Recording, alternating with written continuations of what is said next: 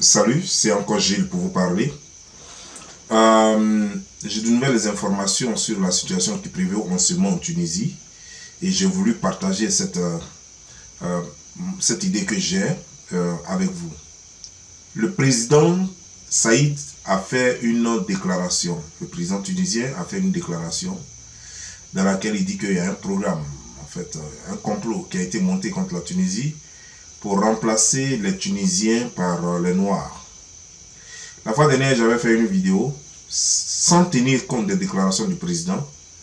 J'avais fait ma vidéo en tenant compte de ce que font nos frères là-bas. Pourquoi ils vont là-bas? Parce que connaissant la Tunisie, sachant que la Tunisie est un pays très pauvre, qui n'a pas de richesse, qui n'a rien, qui ne vit que du tourisme, alors je ne vois pas pourquoi les gens partaient là-bas, parce que moi-même j'y étais, pas pour chercher la manne, mais j'y étais en tant que réfugié politique. Et donc, je sais un peu ce que les gens font. J'ai eu de la chance, nous avions de la chance, nous qui étions là-bas en 2006, parce qu'en 2006, la BAD, c'est-à-dire que le siège de la BAD était en Tunisie. Donc, ça nous a facilité la tâche. Moi, j'ai été chauffeur là-bas en tant que réfugié, donc résident légalement sur le territoire. J'ai été chauffeur à la BAD de plusieurs personnalités à la BAD et j'ai fait de petits travaux, mais dans mon expérience, j'ai appris que il ne faut pas, tu ne peux pas travailler en Tunisie.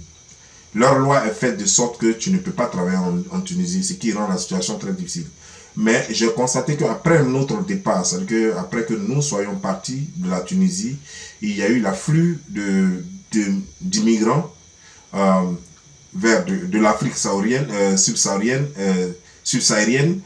vers le Maghreb. Ce qui cause aujourd'hui les choses. Ça crée des problèmes parce que les gens disent que les immigrés commencent à être violents.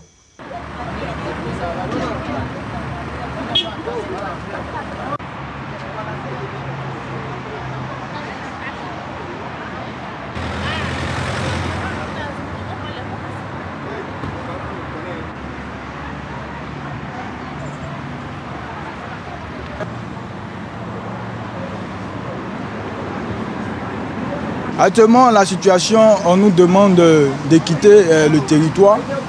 Voilà, et nous sommes inquiets. Parce que chaque jour, il y a des attaques contre notre frère. Les bailleurs nous mettent au dehors, on nous frappe, on nous maltraite.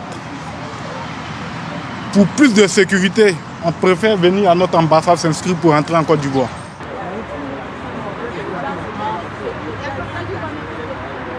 Pire, c'est qu'il y a un soulèvement populaire parce que... Vous avez peur?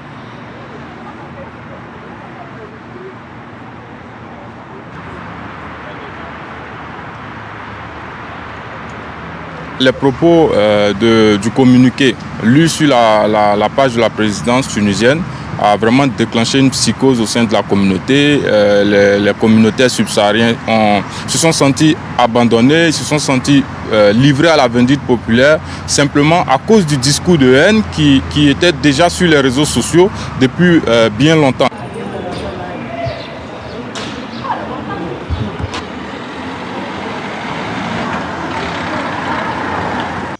J'ai déjà parlé de ce que je ressens par rapport à la violence des immigrés et comment ils ne se mettent pas à la place, qu'ils ne se rendent pas compte qu'ils sont dans un pays étranger et qu'ils veulent prendre ce pays-là comme le leur.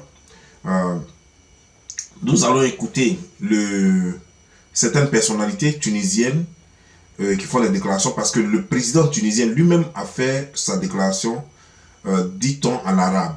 Un autre arabe qui n'est pas l'arabe de l'Arabie Saoudite. Parce que les Tunisiens ne parlent pas le vrai arabe. Ça, il faut le dire aussi. Parce que voilà, ce monsieur ne peut pas nous berner, il ne peut pas nous mentir. Le Tunisien ne parle pas le vrai arabe. C'est un arabe biaisé, un arabe mélangé qu'il parle. Voilà.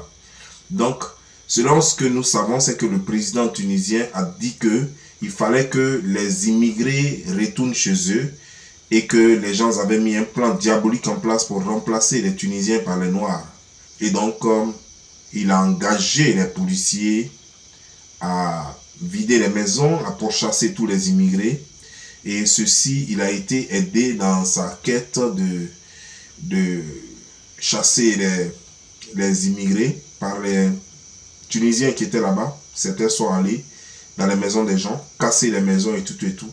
Je ne vais pas trop tarder, je vais vous montrer déjà quelques extraits. 2 filles vivant dans une maison qui ont été chassées, brigandées. On a essayé même de les violer. Voilà. Donc je vais vous montrer l'extrait de cette vidéo-là et puis on va continuer notre vidéo. Allô, bonjour la famille, bonjour la grande famille. Vous voyez, on a été agressé par les Tunisiens hier nuit, hier à 23 h. Vous voyez, ils ont cassé notre porte. Vous voyez, cassé notre porte. Saccagé dans toute la maison. Vous voyez. Vous voyez, nous sommes que 2 femmes. Hein. 2 femmes, vous voyez. Vous voyez. Tout, vous voyez. Saccagé dans toute la maison.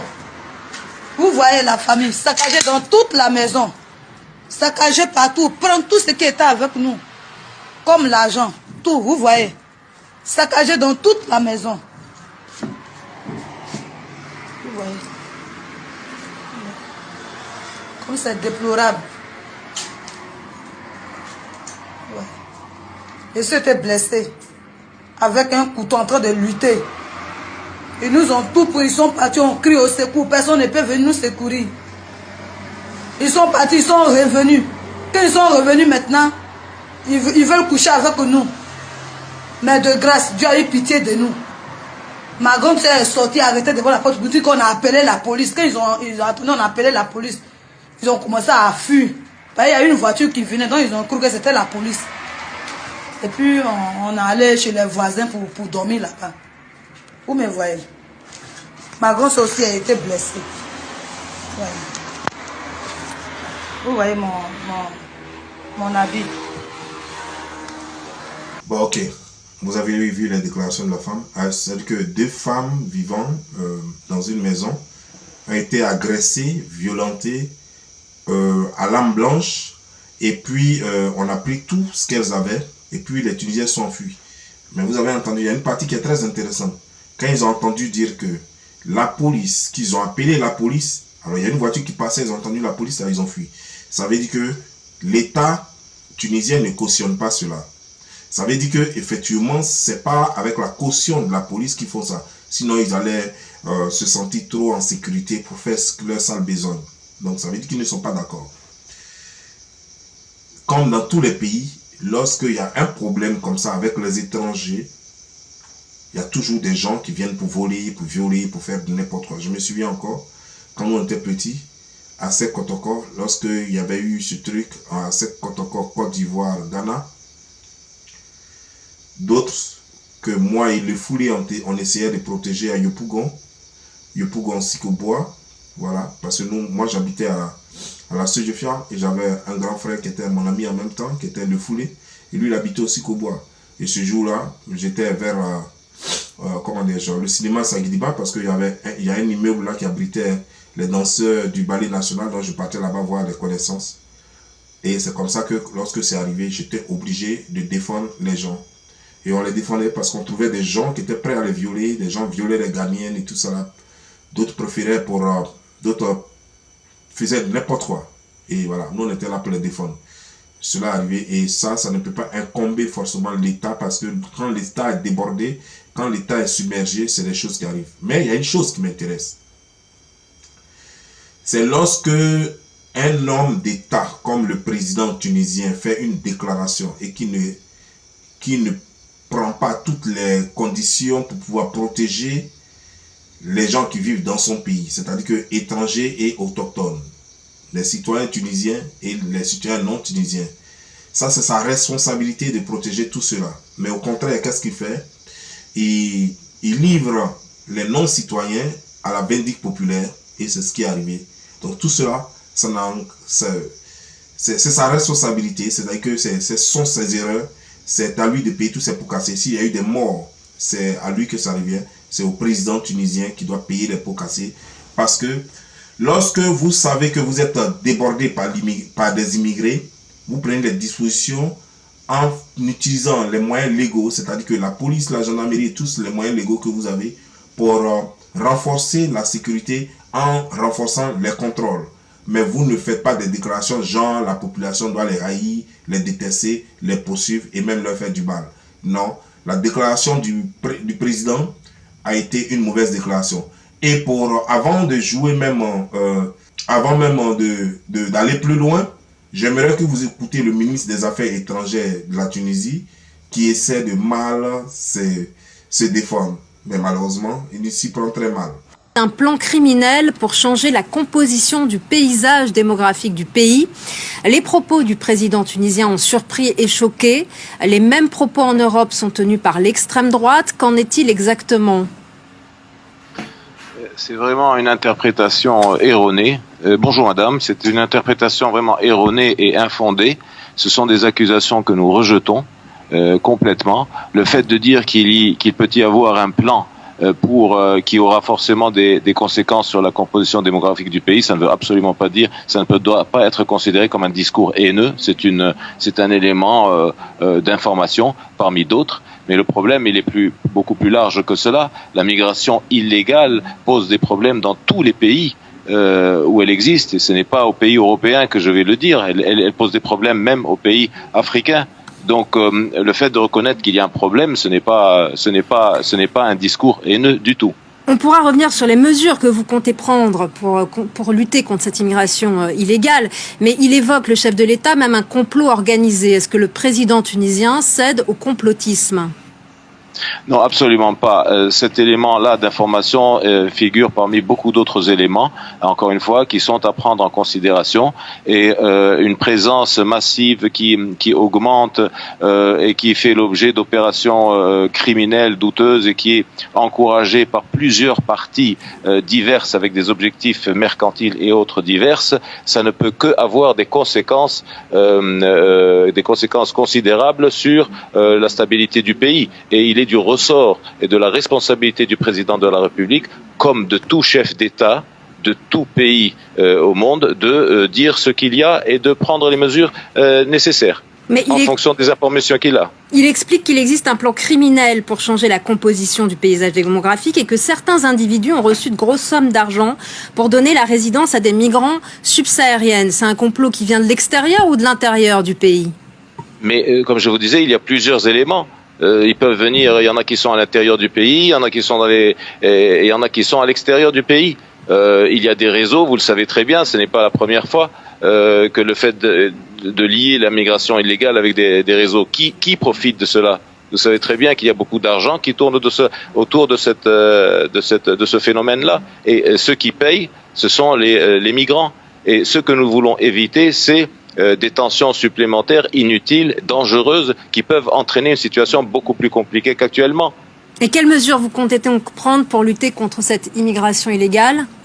Mais d'abord, il faut essayer d'expliquer que tous ceux qui vivent de l'envenimement de cette situation sont irresponsables. Il faut remettre la question dans son cadre. C'est ce que nous avons fait. Nous avons publié un communiqué et nous sommes en contact avec les parties concernées pour apaiser. Il s'agit, ce dont on a parlé, c'est la migration illégale liée à beaucoup d'aspects criminels et voilà. Mais les migrants légaux en séjour régulier, ils sont absolument aucun motif de s'inquiéter. Il faut apaiser les esprits. Il ne faut pas créer cette situation de chaos et l'envenimer et encourager toutes sortes de violences. Oui, justement. Comment éviter que ce discours n'entraîne des violences? Une crèche pour enfants subsahariens à fermer. Est-ce qu'il n'y a pas un risque? Nous sommes en coordination avec les ministères de l'Intérieur en Tunisie, les autres départements concernés pour rassurer tous ceux qui sont présents, légaux et illégaux. Les légaux, ils doivent tous bénéficier de leurs droits. Les légaux ne doivent pas être inquiétés et les illégaux doivent se manifester le plus rapidement pour organiser leur retour dans le respect de toutes les lois et de leur dignité et de toute la protection auxquelles ils ont droit. Nous avons tiré cette sonnette d'alarme en fonction des informations qui sont à la disposition et qui sont emmagasinées depuis un certain temps. Donc il faut alerter quand les choses atteignent un niveau qui peut devenir difficile à gérer ou dangereux. Vous avez entendu ce que le ministre des Affaires étrangères tunisien vient de dire. Il n'est même pas capable de dire ce que a dit exactement son président. Il ne sait pas que les paroles de son président a suscité un élan de haine, de méfiance, de xénophobie et de racisme. Il ne se rend même pas compte de la gravité du discours du président Saïd. Mais nous allons voir un peu ce qu'il a dit lui-même. Il dit que donc ils sont en contact avec les parties concernées, c'est-à-dire que l'ambassade de la Côte d'Ivoire, donc les autorités de la Côte d'Ivoire et tous les pays concernés. Mais il a dit quelque chose, moi, qui m'importe. Il a dit que normalement, les concernés sont les immigrés illégaux à caractère dangereux, c'est-à-dire avec des actions dangereuses, c'est-à-dire que donc ils commettent des crimes sur leur territoire. C'est deux en question. Mais seulement le discours a été mal fait. Et ça, moi, je reconnais effectivement. Moi, je sais qu'il y a beaucoup d'Africains, des Africains subsahariens qui sont en Tunisie avec des trucs, des actions nuisibles, telles que montage et autres. Voilà, moi, je sais ça. Mais le discours là ne cible pas, le discours du président Saïd, Kais Saïd ne situe pas, ne fait pas la distinction. On parle de tous les noirs, on n'a même pas parlé de ceux qui sont là légalement, on n'a pas parlé de ceux qui sont là illégalement, on a parlé de tous les noirs, qu'on veut remplacer la démographie actuelle de la Tunisie par une autre démographie qui serait en majorité noire. Et ça, eux, ils ne veulent pas ça. Ça, c'est des trucs à caractère raciste. Ce qui donne le cutus à certains Tunisiens d'aller violenter les gens chez eux, de les violer, de les voler, et tout le reste y passe. Et donc, quand tu es un responsable pareil, il faut regarder très bien le discours que tu as fait. Tu as des conseillers, je crois qu'il y a des gens qui rédigent tes discours. Ton discours doit être vraiment, il doit faire très attention pour ne pas qu'il soit mal interprété. Et normalement, quand la femme lui demande à ce ministre des Affaires étrangères, quelles sont les dispositions prises pour lutter contre l'immigration clandestine, il ne répond pas à la question, il dit plutôt qu'ils sont en contact avec les concernés. Vous allez être en contact avec les concernés comment? Quelles sont les dispositions? Avec les policiers, quelles sont les dispositions que vous avez prises? Parce que jusque-là, il n'y a aucune sécurité pour les immigrés. Pendant ce temps, tu dis que les immigrés peuvent être là, ceux qui sont là légalement, ils peuvent être là légalement, ils bénéficient de tout et tout. Ceux qui doivent être rapatriés, bon, qui se manifestent, et puis vont bénéficier de tout le support, toute l'assistance, avec tous leurs droits pour qu'ils soient rapatriés, tout et tout. Mais c'est faux. C'est faux, tu ne réponds pas à la question. Est-ce que c'est vrai? Parce que tu as parlé de complot. Et puis maintenant, tu dis que non, que vous savez que l'immigration, l'immigration clandestine, c'est de l'argent et ceux qui payent cet argent. Mais en fait, l'argent là rentre où? C'est vrai que l'immigration clandestine, c'est l'argent. Mais l'argent rentre dans votre pays. Puisque c'est vous qui organisez ça. Puisque toi-même, tu dis encore que ce sont certaines personnalités tunisiennes qui prennent des gros sous pour donner des papiers à ces clandestins-là. Donc, on leur donne des papiers, donc du statut d'illégal, on les rend légal. Donc, ça veut dire que c'est de l'argent qui rentre quand même dans le pays. C'est de l'argent que vous gagnez. Et quand vous savez que c'est du business, ça veut dire qu'au fait, l'immigration n'a jamais fait perdre le pays d'adoption. Parce que le pays d'accueil n'a jamais perdu dans l'immigration. Peut-être qu'à un certain moment donné, il y a des débordements qui n'arrivent plus à contrôler, le système sécuritaire est peut-être en faillite à un certain moment donné, mais toujours est-il que ça rapporte de l'argent au pays. C'est pourquoi, sinon tout le monde sait comment il faut lutter, fermement contre l'immigration clandestine, tout le monde sait comment il faut mettre fin à cela, mais personne ne veut mettre fin à cela. Nous avons vu un certain temps, l'Espagne a fait une déclaration claire qu'eux ne lutteront pas contre l'immigration clandestine. Parce que eux, ça leur rapporte de l'argent. Et tout le monde le sait. Ça rapporte de l'argent à tout le monde. Donc personne ne veut arrêter ça. Sinon, si un pays décide aujourd'hui qu'il n'aura pas d'immigration sur mon territoire d'ici 2 ans, il n'aura pas d'immigration illégale sur son territoire. Parce que tout est là pour empêcher cela. Voilà. Et si les gens n'empêchent pas, c'est parce que les gens y gagnent. Donc ce que ce président, le président tunisien, le président Kais Saïd, ce qu'il a fait, c'est du racisme, c'est de la xénophobie, c'est quelque chose qui dormait en lui. Comme tous les Tunisiens, et qui sont racistes à la base, qui sont choses, mais comme je le disais, en notre temps, Ben Ali avait pris les dispositions pour ne pas que ceux-là, ils exercent leur racisme et leur xénophobie sur les étrangers que nous sommes. Donc les policiers agissaient rapidement. Mais aujourd'hui, si on met la police maintenant sur le dos des immigrés, là, il n'y a plus de secours. On ne sait pas où aller. Sans plus tarder, nous allons passer à la deuxième vidéo, la vidéo d'un ambassadeur, l'ambassadeur de la Tunisie au Congo, qui parle qui dit que les Congolais ne sont pas concernés. Mais les Congolais font aussi du broutage en Tunisie. Apparemment, ils ne se connaissent même pas, la Tunisie. Ou alors, je ne sais pas quoi. Ou alors, il fait ça pour faire croire aux Congolais qu'ils ne sont pas maltraités aussi en Tunisie. Mais c'est faux. Les Congolais sont illégalement en Tunisie. Les Congolais font du broutage aussi en Tunisie. Les Congolaises se prostituent aussi en Tunisie. Donc, il faut qu'on fasse très attention parce que quand un haut responsable pareil dit des choses alors qu'il ne sait même pas de quoi il parle et qu'il n'a jamais été dans la peau d'un immigré, alors que nous avons été dans la peau d'immigrés en Tunisie, apparemment, il est d'ici une autre planète. Et nous allons l'écouter sans plus tarder. Je ne comprends pas jusqu'à maintenant l'acharnement de certaines personnes sur les réseaux sociaux sur la Tunisie. Parce que un pays doit donc protéger, un gouvernement, un État doit protéger ses ressortissants. Et vous êtes en train de voir maintenant ce qui se passe, par exemple, donc, à l'est du pays. Maintenant, nous avons le même problème. Il y a des immigrés, un grand nombre d'immigrés qui viennent maintenant, depuis quelque temps, en Tunisie, et qui sèment la terreur. Par exemple, une ville portière, donc, comme la ville de Sfax, qui est la capitale économique, il y a des gens qui sont donc, au centre-ville avec des machettes, qui tuent, qui violent. Dernièrement, il y a même une dame qui a été violée, tuée devant ses enfants. Et vous voulez que vraiment donc le gouvernement tunisien ne réagisse pas, ne fait rien. Le problème, c'est que il y a donc un phénomène donc d'afflux massif d'immigrés clandestins. Donc ils sont en Tunisie d'une façon irrégulière.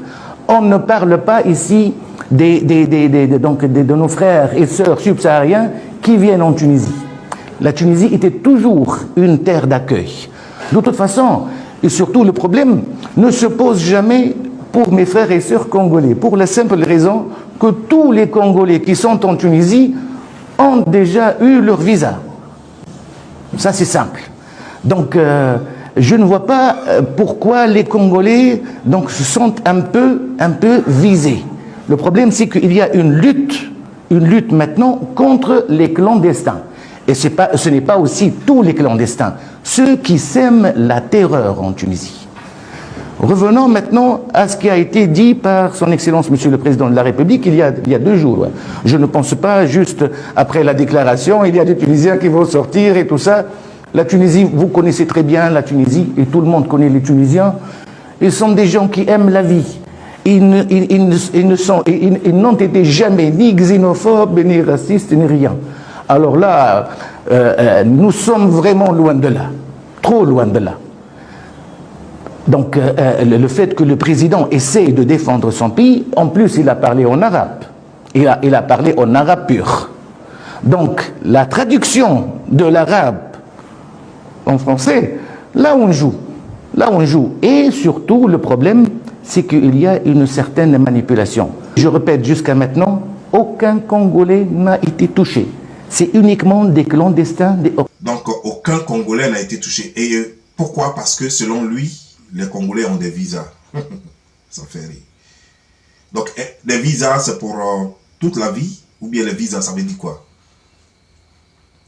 On peut avoir un visa d'1 semaine, 2 semaines. On peut avoir un visa d'1 mois, 3 mois. Mais même quand on a un visa de 5 ans ou de 10 ans, même quand on a un visa de 1 an, on ne doit pas séjourner dans le pays pendant 1 an.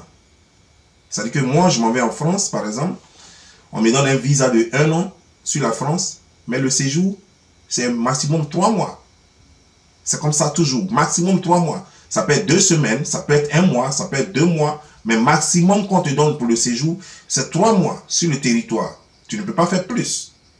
Donc, le fait que ce haut responsable tunisien qui se dit l'ambassadeur du Congo, de la Tunisie au Congo, disent que non, ce problème ne se pose pas à les Congolais parce qu'ils ont des visas.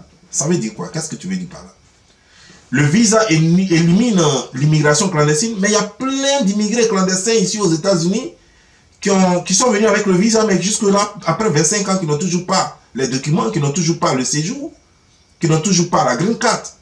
Il y a plein de personnes en France qui sont venus avec le visa en France, mais jusqu'à aujourd'hui, ça fait 15 ans, ça fait 20 ans, 10 ans pour certains, 5 ans pour certains, qui n'ont toujours pas régularisé leur situation. Donc, je ne sais pas, ce monsieur sort d'où? Parce qu'au fait, Vous prenez des gens qui parlent et pour énerver encore la population. Parce que ce gars-là, la déclaration qu'il est en train de faire, c'est pour énerver encore les gens. Il prend les gens pour qui? Non, que c'est parce que les Congolais... En fait, puisque lui, il est là-bas, il protège les intérêts des Tunisiens au Congo. C'est ce qu'il essaie de faire. C'est faux. Les Congolais sont maltraités en Tunisie. Les Congolais sont pourchassés. Les Congolais sont violés en Tunisie. Tout simplement parce que ton président a fait une déclaration qu'il n'aurait jamais dû faire. Alors aujourd'hui, tu viens, tu dis que non, les Congolais n'ont pas de problème, mais c'est faux. Et puis la justification, c'est que le justificatif, c'est quoi? C'est que non, les Congolais n'ont pas de problème là-bas parce qu'ils ont tous visa. Comme si les Congolais avaient des visas de 100 ans, pour certains, 5 ans pour certains, et qu'ils avaient un séjour de 5 ans, de 10 ans. Mais même si c'est un séjour de 5 ans, ça ne finit pas. Donc un Congolais qui vient par exemple en Tunisie et qui est là, qui a un séjour, qui a un visa de 5 ans avec un séjour de 5 ans, après les 5 ans, directement, il s'en va chez lui au pays. Et s'il ne va pas chez lui au pays, il devient un clandestin. Il devient un immigré clandestin. Alors, qu'est-ce que tu dis de cela? Mais attendez, arrête ça, monsieur. Et tu parles de Sfax. Sfax à la ville portière, où des gens sortent avec des machettes pour faire choses. Mais il faut dire que, quelque part, des gens ne peuvent pas sortir comme ça avec des machettes pour essayer d'attaquer les autres. Qu'est-ce qui s'est passé? Le fond du problème, vous ne le racontez pas. Mais les Tunisiens, c'est des voyous. S'ils vont frapper les filles, ils vont frapper les garçons, ils agressent les gens dans leur quartier. Mais les gens ont le devoir de se défendre. Parce que la vie, elle est seule. La vie d'un Tunisien ne vaut pas mieux que la vie d'un immigré. Alors, si des Tunisiens se lèvent pour aller agresser un immigré, mais ils ont le devoir de se défendre. Et c'est ce qui se passe là-bas. Ils ont le devoir de se défendre. Tu dis qu'une femme a été tuée, sans toutefois dire le nom de la femme, vrai ou faux, on n'en sait rien. Mais tu dis qu'une femme a été tuée et devant ses enfants, violée et tuée devant ses enfants. Vraiment, sérieusement, j'aimerais compatir, si c'est vrai ce que tu dis, j'aimerais compatir à la douleur de cette famille, de cette femme qui n'a pas de nom, à qui vous n'avez pas de nom, mais vraiment, je ne crois pas qu'un immigré aille dans un pays pour chercher à violer à ciel ouvert. C'est-à-dire qu'il s'en va, et il sait qu'en pleine journée, là, il prend machette, et puis il rentre dans la maison de quelqu'un, et puis il veut violer. Ça, c'est... Non, mais quel que soit l'immigré, quel que soit, sauf s'il est fou. Un immigré ne peut pas aller dans une ville, dans un pays étranger, il va là-bas, en pleine journée, il prend une machette, et il va dans une maison, et il commence à apeurer tout le monde, et il fait coucher une dame, et il la viole, et il la tue, bonnement, et puis il retourne. Non, vous n'allez pas nous faire avaler ça. Non, mais c'est des conneries, ça. C'est des conneries. Certainement que des Tunisiens, comme par exemple la vidéo précédente le montre, des Tunisiens sont allés certainement violer une femme là-bas aussi, devant sa famille aussi, et eux aussi, ils ont appliqué la réciprocité. C'est pourquoi vous avez vu cette vague de violence. Sinon, est-ce qu'un étranger, il est chez lui, il n'est pas courageux? Si un étranger a eu le courage de faire certaines choses, c'est justement parce que soit l'atmosphère est propice à cela. Sinon, un étranger dans un autre pays, il a toujours peur. Par exemple, ce qui est arrivé en Côte d'Ivoire où les étrangers se sont mêlés de la sécurité des Ivoiriens, ont mis en mal la sécurité des Ivoiriens, c'est parce que la situation était propice, parce qu'il n'y avait pas de sécurité. Mais jusqu'à présent, la Tunisie a le contrôle de sa sécurité, donc personne n'est suffisamment fou pour aller attaquer une Tunisienne, la violer et la tuer devant ses enfants. Ce n'est pas possible. C'est qu'il y a eu un fait que vous cachez, parce que les Tunisiens, vous êtes aussi des manipulateurs. Et ça se sent d'ailleurs. Sur ce, moi je vous laisse, portez-vous et que Dieu vous bénisse. Ciao.